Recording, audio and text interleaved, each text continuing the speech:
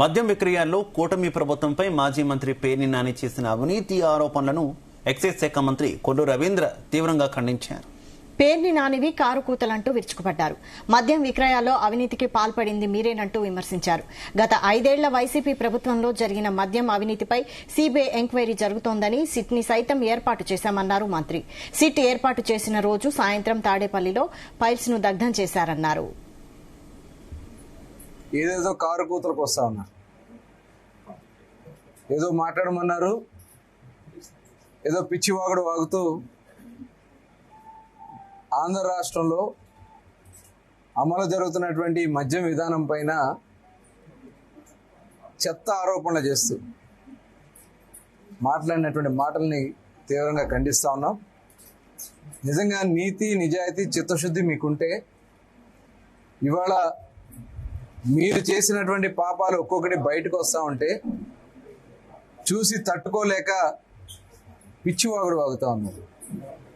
ఇవాళ ఈ రకంగా మాట్లాడే మీరు ప్రతిపక్ష హోదా కూడా రాకుండా ఇవాళ ఒక సాధారణ ఎమ్మెల్యే లాగానే మిగిలిపోయారు. ఆ విషయం గుర్తుపెట్టుకోవాలని వైఎస్ఆర్ పార్టీ జగన్మోహన్ రెడ్డి గారిని తెలియజేస్తా ఉన్నారు. నిన్న మాట్లాడుతూ షాపుల దగ్గర కమిషన్లు తీసుకున్నా అని చెప్పి మాట్లాడుతూ ఉన్నారు.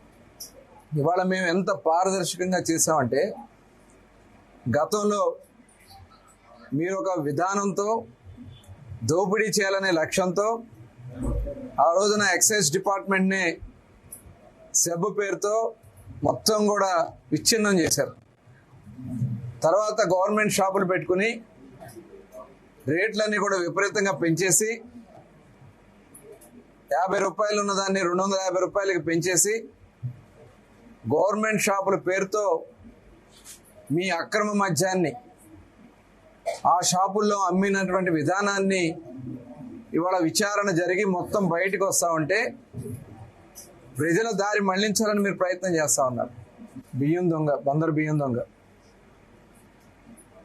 ఏదేదో కారు కూతులకు వస్తూ ఉన్నారు, ఏదో మాట్లాడమన్నారు, ఏదో పిచ్చివాగుడు వాగుతూ ఆంధ్ర రాష్ట్రంలో అమలు జరుగుతున్నటువంటి మద్యం విధానం పైన చెత్త ఆరోపణలు చేస్తూ మాట్లాడినటువంటి మాటల్ని తీవ్రంగా ఖండిస్తా ఉన్నాం. నిజంగా నీతి నిజాయితీ చిత్తశుద్ధి మీకుంటే ఇవాళ మీరు చేసినటువంటి పాపాలు ఒక్కొక్కటి బయటకు వస్తూ ఉంటే చూసి తట్టుకోలేక పిచ్చివాగుడు వాగుతూ ఉన్నారు. ఇవాళ ఈ రకంగా మాట్లాడే మీరు ప్రతిపక్ష హోదా కూడా రాకుండా ఇవాళ ఒక సాధారణ ఎమ్మెల్యే లాగానే మిగిలిపోయారు. ఆ విషయం గుర్తుపెట్టుకోవాలని వైఎస్ఆర్ పార్టీ జగన్మోహన్ రెడ్డి గారిని తెలియజేస్తా ఉన్నారు. నిన్న మాట్లాడుతూ షాపుల దగ్గర కమిషన్లు తీసుకున్నా అని చెప్పి మాట్లాడుతూ ఉన్నారు.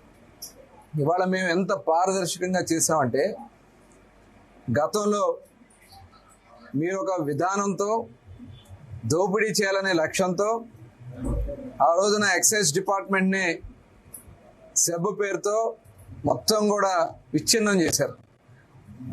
తర్వాత గవర్నమెంట్ షాపులు పెట్టుకుని రేట్లన్నీ కూడా విపరీతంగా పెంచేసి